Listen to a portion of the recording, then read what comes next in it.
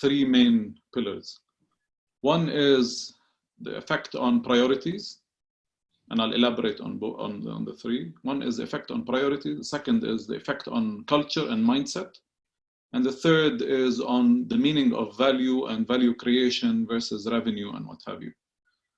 So the first effect on priorities, definitely priority number one is no longer making money. Priority number one as a startup would be the well-being and safety of staff.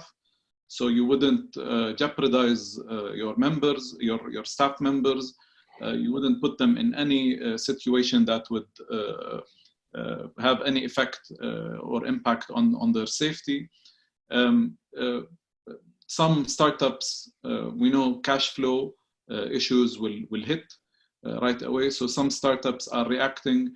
So you either have a clear discussion with your staff that we're going through this issue. So maybe we need to start looking differently about the payroll and the financial consequences of that, versus some who would embrace, which is pillar two, the new culture and mindset of this is the new norm.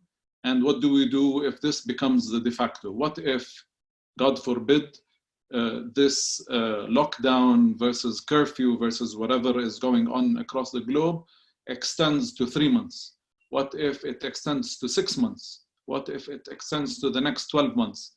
How does this look like? Do I let my staff go, or do we reposition what we do? How do we embrace this? And pillar number three of how does this affect is value creation, and what does this look like? So if we really embrace the new norm or the new world, or how does it, whatever we call the new phase post-corona, there are different, our status quo or our norm will look completely different. So the value creation model for the companies that need to survive will also look different. We need to look into different revenue models. We need to look into different markets. We might need to reshift the whole business model of what we do. And some companies may have resisted distance working or the remote working and distributed talent. Maybe this is the opportunity for you as a startup to embrace this model and take a look, take a step back and revisit such a model. Some of the startups, especially at the short term, if we focus on priorities, maybe they have been postponing having some strategy formulation sessions. Maybe they have postponed building solutions.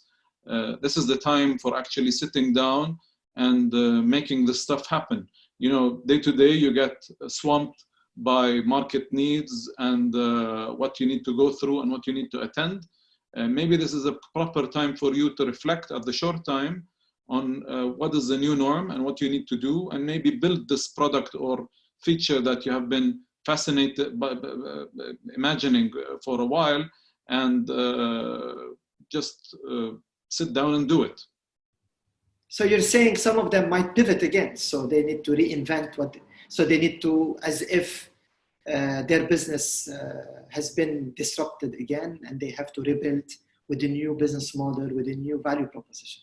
I've been curating a number of a list of startups that have quickly and swiftly, with huge agility, shifted things around, changed their business model, started doing new stuff that might be completely out of scope from what they used to do, but the current resources and tech stack that they have can be easily shifted around to address the current need.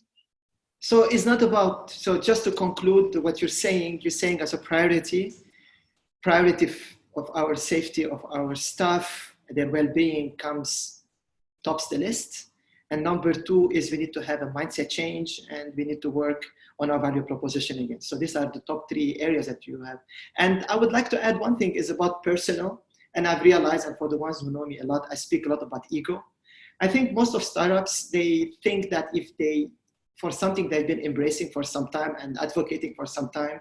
And now that it's time for them to change everything they're doing, from my side, I would join your voice on this as well. It's fine, change it. Like the first time you change it again. It's not a matter of who's right and who's wrong. It's not a matter of, it's just a matter of doing the right thing. What your customers are asking is not about what you think, as you said, because it worked before, it doesn't mean it's going to work again. So the situation is different. And